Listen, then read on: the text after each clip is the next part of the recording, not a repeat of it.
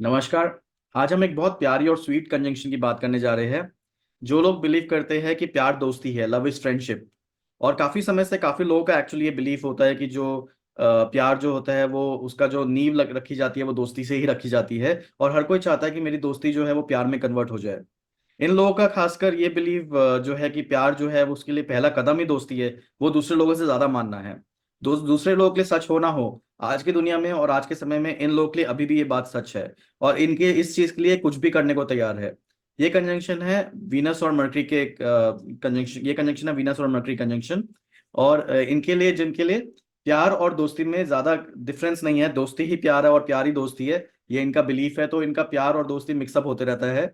तो आज हम इस बड़े स्वीट और बड़े प्यारे कंजंक्शन के ऊपर बात करने जा रहे हैं।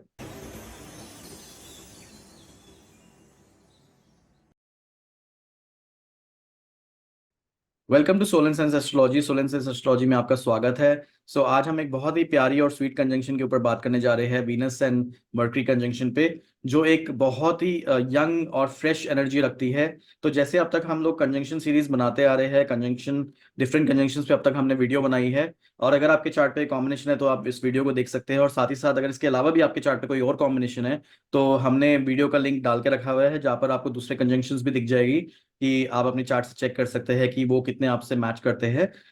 जिस तरीके से अब तक हम लोग कंजंक्शन सीरीज से वीडियो बनाते आ रहे हैं उस कि हम लोग स्टार्टिंग में जो पॉइंटर्स बताते हैं वो काफी फीचर रिच पॉइंटर्स होते हैं, या एक टाइप से विजिबल पॉइंटर्स होते हैं, वास्तु पॉइंटर्स होते हैं, कैरेक्टरिस्टिक्स पॉइंटर्स होते हैं। और जैसे जैसे हम वीडियो के आखिरी तक जाते रहते हैं, वैसे वैसे पॉइंटर्स कहीं ना कहीं spiritual pointers, pending Karma pointers, कार्मिक रेमेडी पॉइंटर्स उस तरीके से कन्वर्ट होते रहते हैं, ताकि हम इस टाइप से समझ पाए कि किसी भी कंजंक्शन की एक पॉजिटिव साइड है, और साथ ही साथ उसकी एक स्पिरिचुअल साइड भी है।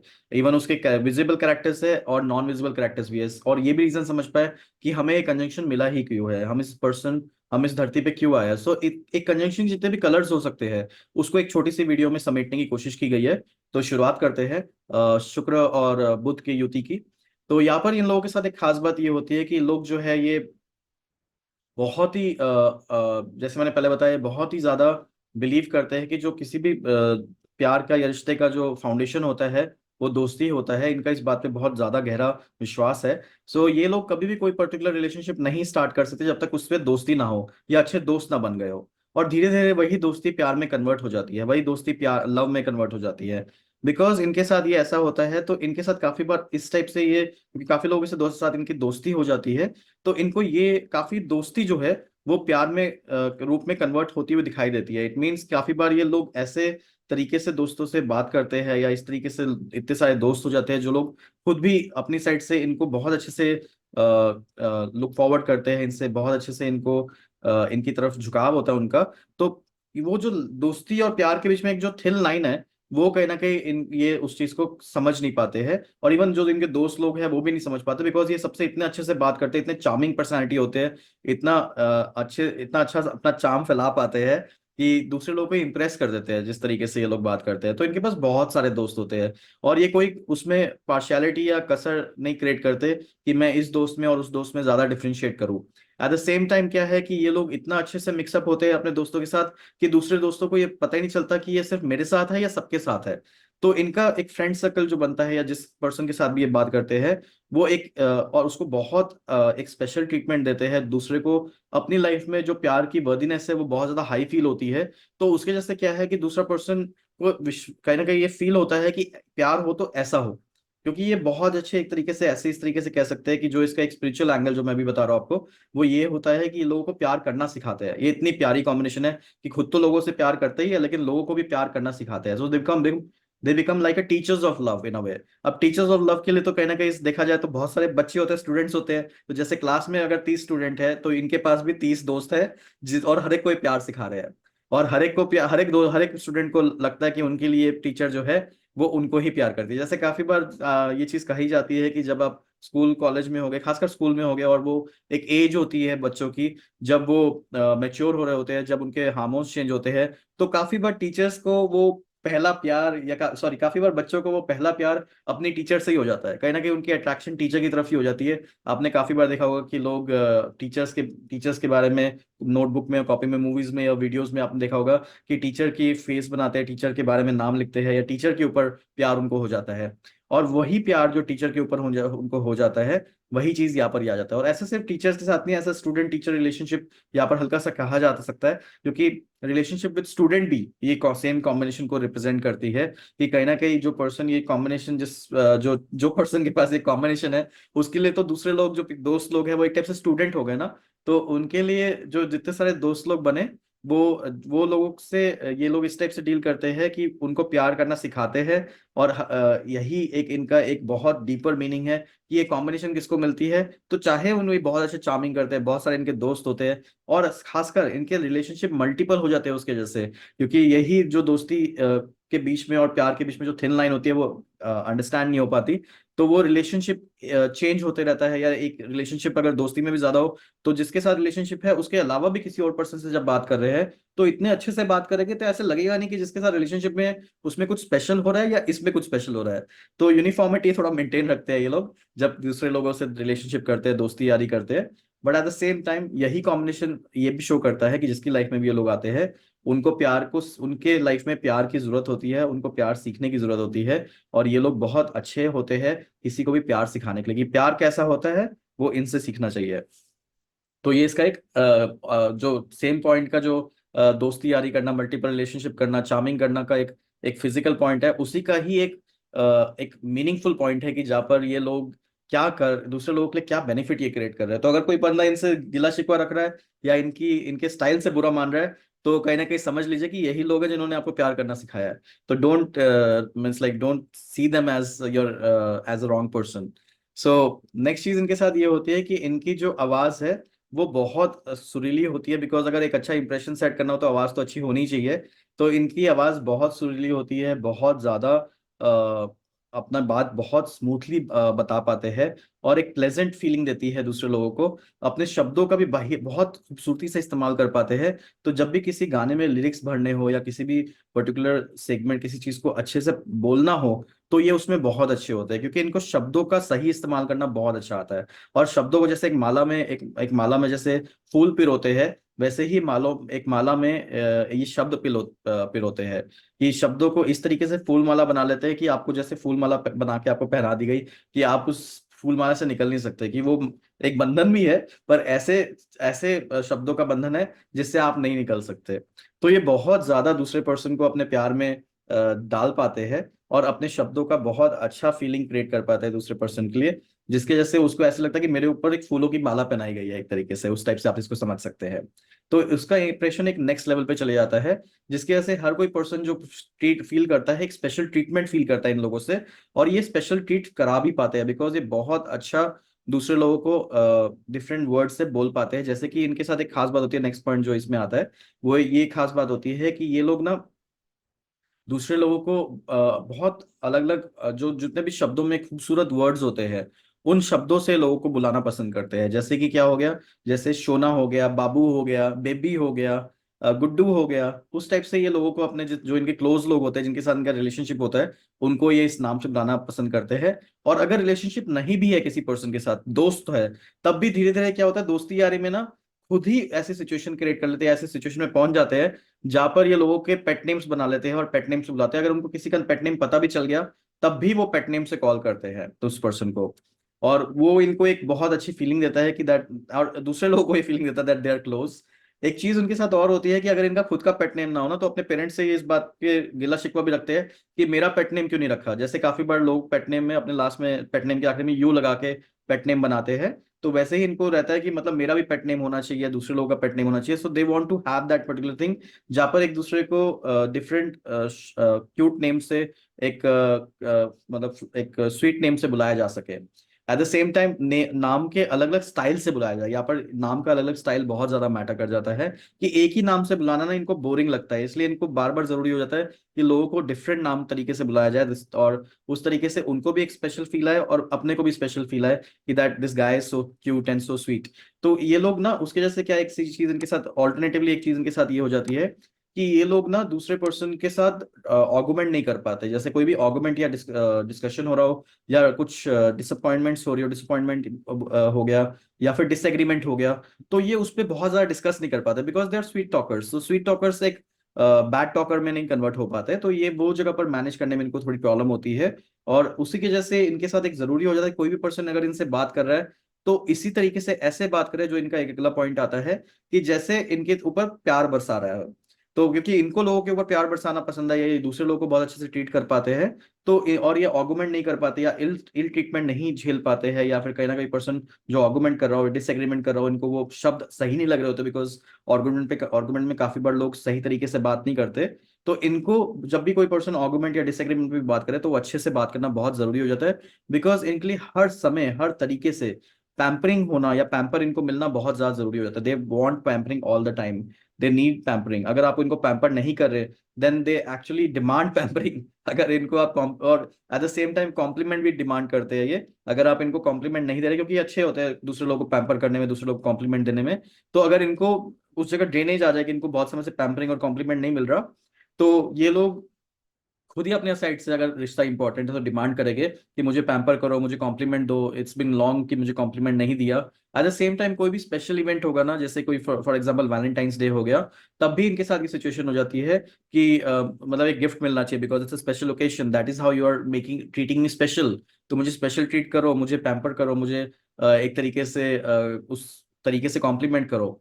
और अगर आर्गुमेंट वाले लोग इनके लाइफ में आ जाए, डिसएग्रीमेंट होता है, तो वो भी अगर इन लोगों को कन्विंस कर रहे हैं, तो वो इस तरीके से कन्विंस करना है कि जैसे आप पैम्परिंग मेंटेन करके कन्विंस कर रहे हो। यानी पहले गिफ्ट को दो, इनको पहले अच्छे से ट्रीट करो, उसके बाद बोलो भाई जानू, ये ना जो चीज तुमने किया ना, ये सही नहीं किया, इसको ना ऐसे कर सकते थे। तो मतलब जानू बाबू इस्तेमाल करके, वो ऐसे शब्द इस्तेमाल करके इनको ट्रीटमेंट दो, इनको उसके बाद इनको प्यार से समझाओ कि क्या चीज बोली जा रही है, जैसे एक बच्चे को समझाते हैं। क्योंकि ये लोग वो लोग हैं ना जो मतलब एक उम्र से ऊपर नहीं उठ पाते, क्योंकि और यही हमारा अगला पॉइंट है कि ये लोग एक उम्र से ऊपर नहीं उठ पाते, बिकॉज ये लोग वो है जो हमेशा यंग रहना चाहते हैं, एक यंगनेस अपने अंदर मेंटेन करते हैं, फ्रेश रहना चाहते हैं। और फ्रेश सिर्फ अपने आप में नहीं, इनके पास बहुत सारे कपड़े होते हैं, मल्टीपल क्लोथ्स होते हैं अपने, और क्लोथ्स होते हैं, एक्सेसरीज होता है, मेकअप आइटम्स होते हैं। मेकअप आइटम से ज्यादा क्लोथ जो एक्सेसरीज होता है उनमें इनका ध्यान या इंटरेस्ट ज्यादा होता है, कपड़ों में ध्यान ज्यादा होता है। अपडेटेड रहते हैं, कोई भी नया फैशन अगर आ रहा है या फैशन स्टाइल आ रहा है, और स्टाइल स्टेटमेंट में अपने आप को मेंटेन रख पाते हैं। इवन ये लोग वो है जो मतलब इवन 30s 40s की एज में भी जो लोग पार्टीज में जाते हैं, या फिर एक तरीके से किसी पब में जाते हैं या डिस्कोज में जाते हैं, तो वहां पर अगर आपको कोई लोग मिल रहे हैं, तो वहां पर उनका कॉम्बिनेशन डेफिनेटली शुक्र बुध के योग का कॉम्बिनेशन होगा। तो वो इस यहाँ पर ये शो कर रहे हैं कि हम अभी भी यंग है, या फिर हम यंगनेस एंजॉय करते हैं, हम फ्रेश फील रखते हैं। तो जैसे मैंने बोला कि आपको जैसे एक बच्चे को समझाते हैं, तो बच्चा यहाँ पर नहीं, एक टीनेजर है, तो आपको एक गर्लफ्रेंड को समझा रहे हो, जैसे आप किसी गर्लफ्रेंड को समझा रहे हो, वैसा वाला आप यहाँ पर समझना आपको, कि आप किसी गर्लफ्रेंड को समझा रहे हो, और वो girlfriend through out life girlfriend रहेगी। वो कभी वाइफ नहीं बनने वाली, ये लोग वाइफ नहीं बनते, ये लोग थ्रू आउट लाइफ गर्लफ्रेंड रहता है। यानी ये चाहे मेल हो या फीमेल हो, दोनों वेज में ही अपने आप को हमेशा एक बॉयफ्रेंड और गर्लफ्रेंड बिहेवियर में मेंटेन रखते हैं। ऑफ कोर्स अगर ये कॉम्बिनेशन लड़कों में है तो फेमिनाइन नेचर थोड़ा ज्यादा रहेगा। तो उसी तरीके से जैसे फेमिनाइन को नेचर को एट टाइम्स कॉम्प्लीमेंट्स और पैम्परिंग की जरूरत पड़ती है, तो इवन फेमिनाइन अगर जो पर्सन होगा, मेल होगा, वो भी एट टाइम्स ये बिलीव करेगा कि ट्रीट मी स्पेशल। और अगर उनको नहीं स्पेशल ट्रीट किया ना, ये खुद जाके कपड़े जाके शॉपिंग कर लेंगे और अपने आप को स्पेशल ट्रीट करवाएंगे, because for them shopping is like the best remedy. जो जो बेस्ट जो कहा जाता है कि शॉपिंग से आपका it's like psychologically it's the best remedy. तो ये लोग उस चीज पे बिलीव करते हैं। ऑफ कोर्स दूसरी कंजंक्शन पे भी ये बिलीफ सिस्टम आता है, जैसे कि शुक्र चंद्र के कंजंक्शन पे भी ये बिलीफ सिस्टम आएगा कि shopping is your one of the best remedy for emotional stability या मेंटल बैलेंस। पर यहाँ पर ये चीज आता है कि that because they are updated with the trend statements with current generation, at the same time they mix up very well. ऐसा नहीं है कि ये सिर्फ आपके, अगर ये पर्टिकुलर पर्सन एक पर्टिकुलर एज का हो, जैसे 40 50 ईयर्स का भी हो, तो ऐसा नहीं कि ये अपने सिमिलर एजेस ग्रुप्स के साथ मिक्सअप हो गए। ये उन लोगों के साथ मिक्सअप हो गए जो इनकी एज से 15 साल या 20 साल छोटे हो गए। एट द सेम टाइम इनके साथ एक खास बात होती है जो मैं इस पर्टिकुलर पॉइंट पे बताना चाहता हूँ, कि बिकॉज ये इतने सारे लोगों के साथ अपने इतने यंग जनरेशन के साथ मिक्सअप हो पाते हैं, तो वहां पर वो कोई पर्सन अगर गलती से इनको बोल देना कि अंकल कैसे आप, या फिर आंटी कैसे आप, तो इनका ना आंटी अंकल सिंड्रोम एक्टिवेट हो जाता है। यानी एक तरीके से बोलते हैं आंटी मत कहो ना, अंकल मत कहो ना, अंकल मत कहो ना वाला डायलॉग तो आपने इतना नहीं सुना होगा, लेकिन आंटी मत कहो ना वाला डायलॉग आपने जरूर सुना होगा किसी मूवी में या किसी पर्टिकुलर ऐसे फैशन अप्रोच्ड पर्सन पे जो किसी पर्टिकुलर सीरीज में या सीरियल में दिखा रहा हो, तो या मूवी में दिखा रहा हो, तो ऐसे बोलते हैं आंटी मत कहो ना। तो इनको आंटी मत कहो ना वाला चीज नहीं कह सकते आप इनको आंटी, बिकॉज ये लोग जो है ये अपने एज के एज से यंग रहना चाहते हैं, करंट जनरेशन के साथ रहना चाहते हैं, करंट स्टाइल स्टेटमेंट को अपने लाइफ में अपडेटेड रखते हैं और यूटिलाइज करते हैं, और हमेशा एक फ्रेश फील करना चाहते हैं, और ये आउटडेटेड फील बिल्कुल नहीं करना चाहते हैं। And they all want to be throughout life as a girlfriend. तो ये लोगों की जो ड्रेसिंग सेंस भी होगा, अगर फीमेल है तो वो मॉडर्न ड्रेसिंग सेंस ही होगा, और इनके टॉपिक्स ऑफ डिस्कशन भी करंट जनरेशन और करंट मॉडर्न ड्रेसिंग सेंस में ये होगा। इनको ही पता है इंस्टाग्राम कैसे यूज करते हैं, और यही लोग अपडेटेड होते हैं, जो भी यंग जनरेशन से रिलेटेड जो भी एप्स होते हैं उस पर ये लोग हमेशा या अपने आप को अपडेटेड रखते हैं। And eight the same time उसको दूसरे लोगों को जब उनसे इंटरेक्ट करते हैं तो अपने आप को भी उन टॉपिक से अपडेटेड रख पाते हैं जो उस जनरेशन से मैच करते हो। सो प्लीज इनको आंटी मत कहो ना। सो वो चीज इनके साथ है।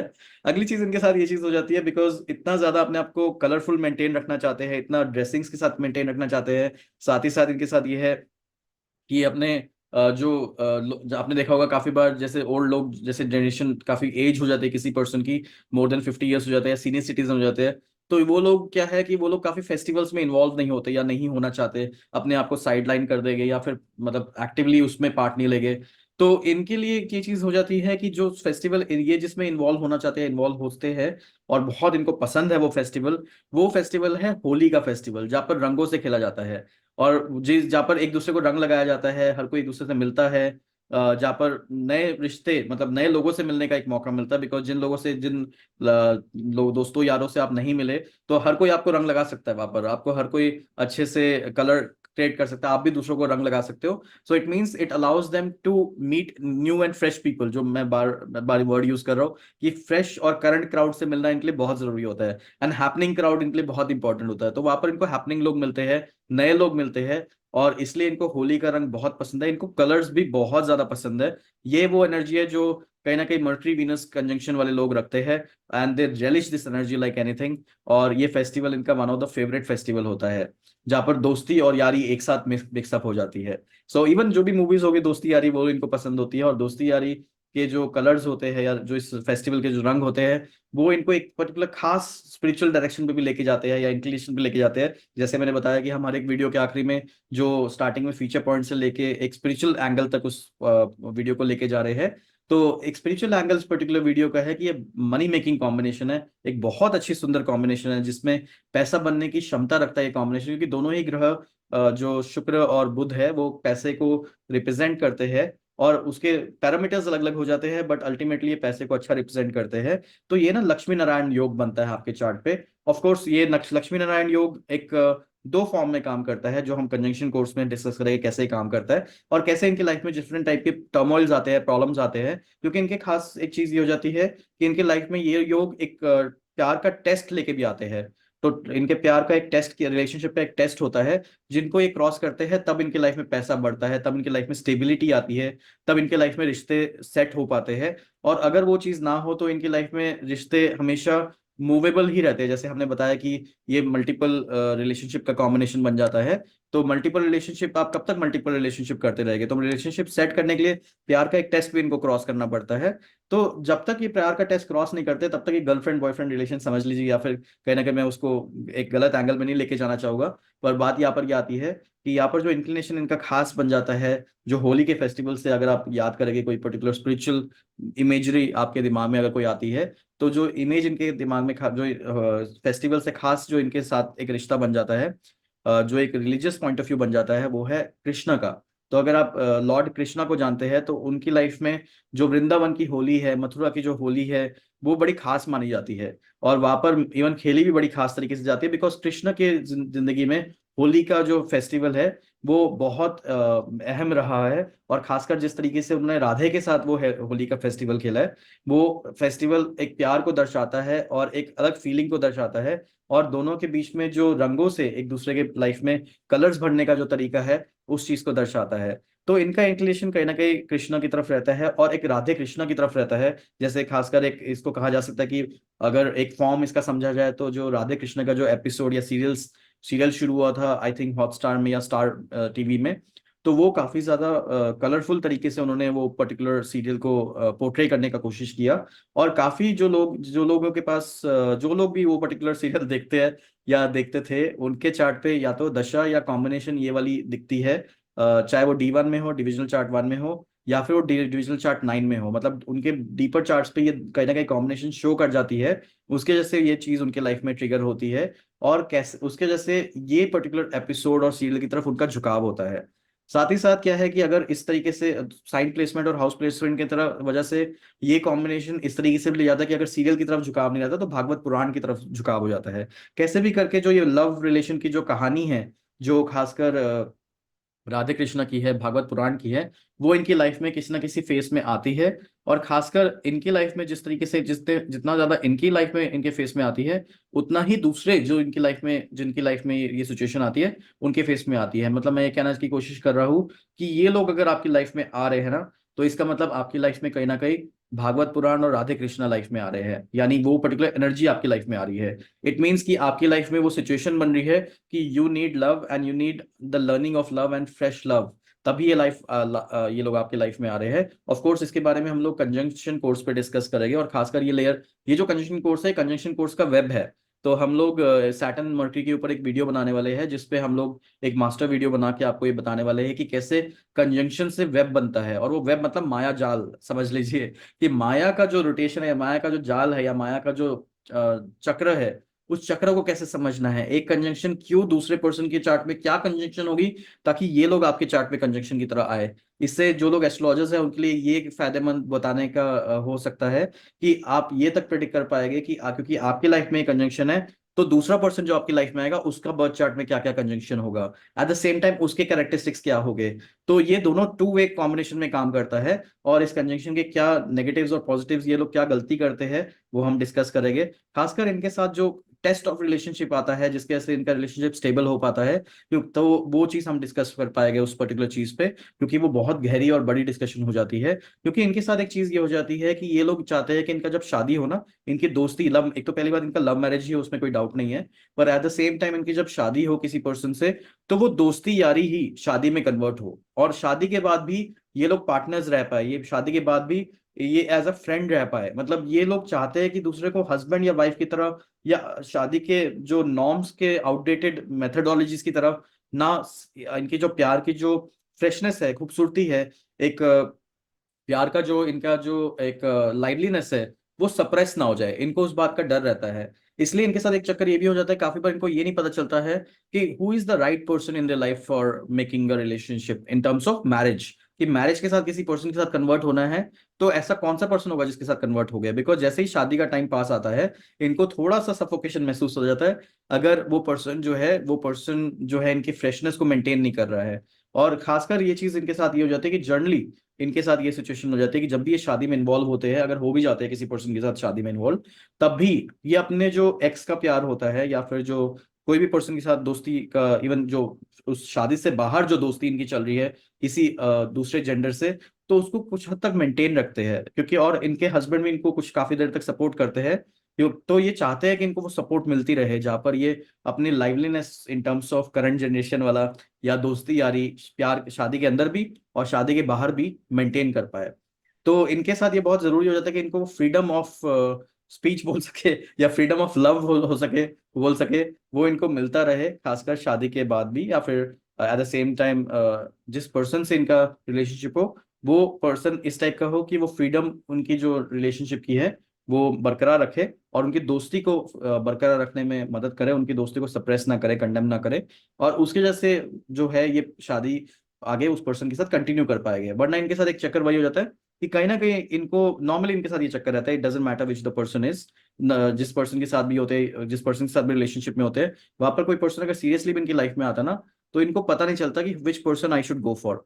तो ये इनके साथ जो मल्टीपल रिलेशनशिप का चक्कर हो जाता है, वो इसी तरीके से हो जाता है कि जैसे ही किसी पर्सन के साथ जाते हैं, तो वो पर्सन से इनको लगता है कि यहाँ पर, क्योंकि कैसे भी करके शादी जो है वो रिश्ते में या मैरिज में कन्वर्ट होगा, रिश्ता मैरिज में कन्वर्ट होगा, हस्बैंड वाइफ रिलेशनशिप आएगा, रिस्पॉन्सिबिलिटीज आएगी, और बच्चे भी हो गए, कुछ ना कुछ होगा, तो they don't want to be converted to wife 100%। वो वाइफ जैसी फीलिंग नहीं करना चाहते, या हस्बैंड वाली चीजें फीलिंग हर समय नहीं करना चाहते हैं। और बिकॉज वो इस टाइप को अपने इस बिलीफ सिस्टम को, अपने बिहेवियर को एक्टिव रखना चाहते हैं, तो दैट्स हाउ उनकी मैरिज रिलेशनशिप में हल्का सा प्रॉब्लम आता है। और वो इसलिए एट टाइम्स मैरिज को डिले या अवॉइड करने की कोशिश कर रहे होते हैं, जस्ट बिकॉज इनको वो रहता है कि मतलब मेरी दोस्ती ही रिश्ते में कन्वर्ट हो, क्योंकि मेरा जो फ्रीडम ऑफ स्पीच है, या मेरा जो मेथड ऑफ स्पीच है, या मेरी जो वर्दीनेस ऑफ स्पीच है, या मेरी जो क्वालिटी ऑफ स्पीच है वो मेंटेन रहे, और एट द सेम टाइम मेरा रिलेशनशिप हमेशा फ्रेश रहे।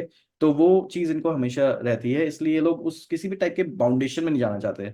इनफैक्ट अगर आउटसाइड पैरामीटर्स या सोसाइटल बाउंडेशन इनके ऊपर आती है, उसको भी ये लोग सपोर्ट नहीं करते, तो ये लोग बाईपास हो जाते हैं।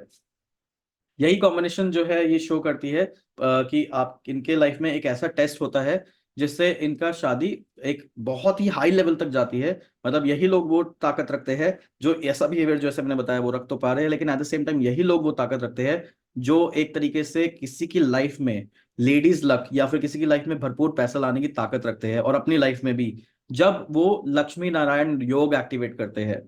तो इनके चार्ट में दो योग चलते हैं एक तरीके से, और वही बात होती है कब उस लोग कौन सा टेस्ट क्रॉस करते हैं कि वो लोग उस दूसरे योग तक जा पाए। और जब वो टेस्ट क्रॉस कर लेते हैं और दूसरे योग में चले जाते हैं, तो ये अनकंडीशनल लव की ताकत रखते हैं। और एट द सेम टाइम इतना अपने पार्टनर के लिए इतना ज्यादा अनकंडीशनल लव की ताकत रखते हैं कि अपने पार्टनर को एकदम से ही नेक्स्ट लेवल पहुंचा देते हैं। और अपने पार्टनर की लाइफ में होने की वजह से उनकी लाइफ में बहुत पैसा आता है। तो ये बहुत ही स्वीट और लवली कॉम्बिनेशन है। मुझे लगता है आपको ये चीज पसंद आई हो इस पर्टिकुलर कॉम्बिनेशन की। और अभी जैसे अगर आप एस्ट्रोलॉजर है, तो ये पर्टिकुलर पॉइंट्स, ये कॉम्प्रिडिक्शंस आप क्लाइंट्स के ऊपर ट्राई कर सकते हैं, और बेस्ड ऑन दैट जो आपको फीडबैक क्लाइंट से मिलता है उसके बेस पे आप जो कमेंट सेक्शन है वहाँ पर आप मेंशन कर सकते हैं कि क्या आपका अंडरस्टैंडिंग है इस पर्टिकुलर कॉम्बिनेशन पे।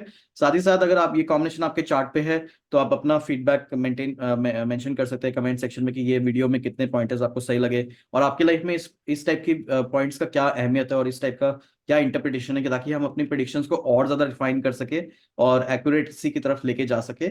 अगर आपके किसी फ्रेंड के पास भी ये पर्टिकुलर कॉम्बिनेशन है, तो उसको ये वीडियो शेयर कर सकते हैं आप, ताकि वो लोग और उसकी फीडबैक मेंशन कर सकते हैं कमेंट सेक्शन पे कि उनको कैसा लगा ये particular video, so that we understand कि ये किस तरीके से इसका इंटरप्रिटेशन बन रहा है। और अगर आपके चार्ट पे कॉम्बिनेशन है, तो do press the like button, ताकि ये मुझे हमें समझ आए कि हमारे सब्सक्राइबर्स में कितने लोगों के पास ये कॉम्बिनेशन है। And based on the analytics we understand कि हमको किस टाइप का कंटेंट और बनाना है, ताकि हम आपके फेवरेबल कंटेंट बना सके। इसके अलावा हम लोग के पास ऐसे ही कंजंक्शंस पे जो है 1000 से ऊपर प्रेडिक्शंस है। और हम लोग कंजंक्शन कोर्स जो अपना रन कर रहे हैं, उसमें आप लोग हमें ज्वाइन कर सकते हैं। किसी भी कंजंक्शन का स्पिरिचुअल पॉइंट और पेंडिंग कर्मा पॉइंट, कार्मिक पॉइंट, रेमेडियल पॉइंट समझने के लिए, जो हमारा एक फोकस पॉइंट है, या हम उस पर बहुत ज्यादा इंटरेस्टेड है। एट द सेम टाइम जो कंजंक्शन के जो फीचर पॉइंट्स है, बुलेट पॉइंट्स है, वो आप हमारे कोर्स के थ्रू समझ सकते हैं। सो हम मिलते हैं हमारे कोर्स में। आपको कोर्स का लिंक इवन वीडियो में भी मिल जाएगा। तो हम अपने कोर्स में मिलते हैं, और तब हम और फर्दर इस खूबसूरत कॉम्बिनेशन को डिस्कस करते हैं, और विश करते हैं कि ऐसे लोग हमारी लाइफ में आए जिससे हमारी लाइफ में पैसा भी आए और प्यार भी आए। So see you then, take care, bye, thank you.